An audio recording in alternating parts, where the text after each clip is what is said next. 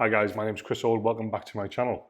Today I'm going to show you how to shoot 5 different portraits in your studio in just 5 minutes.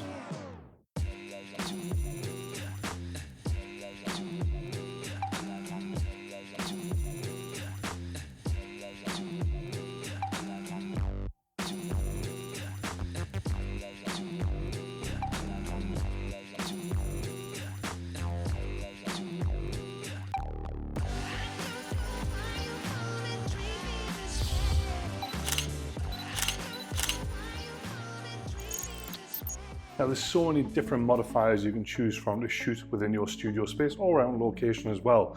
But today I'm going to take you through a few of my favorites and some of the lighting setups I use as my go-to setups when I'm shooting inside my studio. So the first modifier I'm going to use in today's video is a long reflector.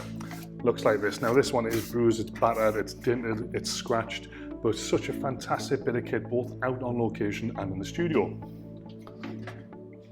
Today I'm going to use this at a 45-degree angle set quite high above my subject, as you'll see in the video here.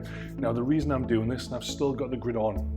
Now I'm leaving the grid on the front of this modifier for a very important reason, which you'll see when you see the finished shot at the end here. By lifting this modifier high in the air, about 2 foot above our subject, pointing down against the background and our subject against the wall, we're creating a definite pool of light, which means we can isolate any space when we're shooting, so it doesn't matter which wall in the studio I'm shooting with, and create a fantastic little isolation of light and create some really deep and harsh shadows.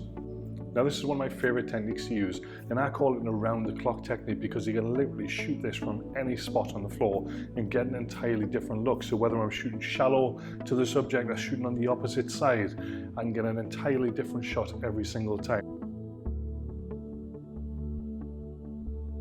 So this setup isn't too dissimilar from the first setup we did. All we're going to do is swap out the modifier and slightly change the position. So we're now going to use a 90cm deep parabolic softbox from Pixar Pro. We're going to position this at 45 degrees from our subject and up in the air about 2 foot above our subject's head, pointing down at a 45-degree angle. Now this technique will work equally as well with a standard octobox. I like using a deep parabolic just for a slightly different feel to the light. Now as you can see from this position, we've stepped our subject off the wall ever so slightly and we're shooting high-speed sync now, which means we can shoot in a really narrow aperture so we can get that really soft silky feel to the image and that lovely blurred out background behind. Now because that's the only light source in the image, we're not getting a great deal of light on the opposite side. Now my studio is white, you can see I've got white walls around me, so the light does bounce around a little bit, but I did test this to make sure there's no ambient coming into the frame at all. So everything you see in that image is generated from that single light we're using just up above our subject. Now this third technique, we're going to build on what we did on the last set. So we're still going to have that 90cm deep parabolic softbox set up quite high at a 45-degree angle pointed down towards our subject. But now we're going to add a second light. We're going to use a 170cm octobox with a grid. Now you'll see here, I've got that set and feathered slightly away from the background. Now the reason I'm using a grid on my fill light, I want to keep it to that nice dark grey background. Because we're still getting that same quality of light we got on the previous shot with our deep parabolic, using that fill light on the opposite side of the frame just helps to lift those shadows that little bit. Now I must admit, I tend to shoot with contrast, I tend to shoot for shadows, but using a fill light in this way can just help lift those shadows that little bit and give the image a bit more of a feel.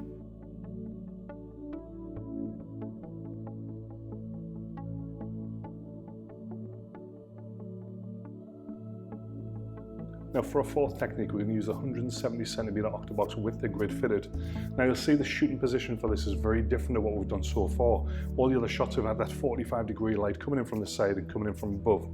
On this light, we're still going to have a 45-degree pitch, but it's going to be directly above our subject. What we're doing is setting that up about 2 foot above his head and making sure his head is no further back than the end point of that softbox. That means we get a lovely soft fall off of light. Now the reason we're putting this softbox above is to create definition under the jawline, under the nose, slightly under the eyes, but make it a nice soft transition. Because it's such a large softbox, even with that grid fitted, we still get that lovely gradient of light. And this is a fantastic technique to use if you've only got one light. Now it'll still work really well with a 90cm octobox or a deep parabolic, which is what I'm using for this video. You'll still get that lovely soft light in there, but I find using the bigger modifier gives you a much softer light and a much smoother transition between the highlights and the shadows.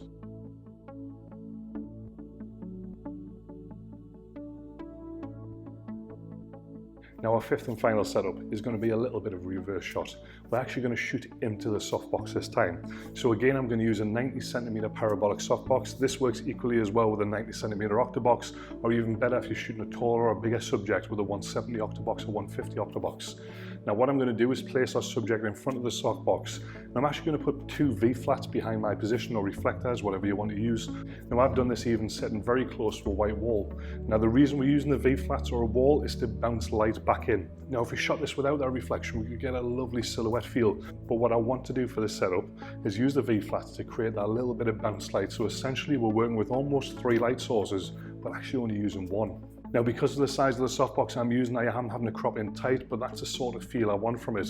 You'll notice the position I'm changing around a little bit on our subject, having him facing ever so slightly into the softbox to make sure we get the light fall across the front of his body and a little bit of detail in the frame. Now again, on this one I'm shooting high speed sync just so I can get that little shallow aperture. If you've got any questions on high speed sync, I've talked about it a couple of times today. I will be doing a totally separate video on this in a little bit more detail, showing you just how easy using high speed sync is.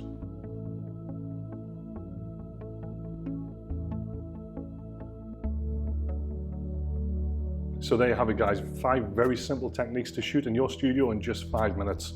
If you've enjoyed that video, please do feel free to give me a thumbs up, leave a comment, let me know if there's anything else you'd like me to talk through, and don't forget to hit that subscribe button. My name is Chris Ord, thank you very much for watching.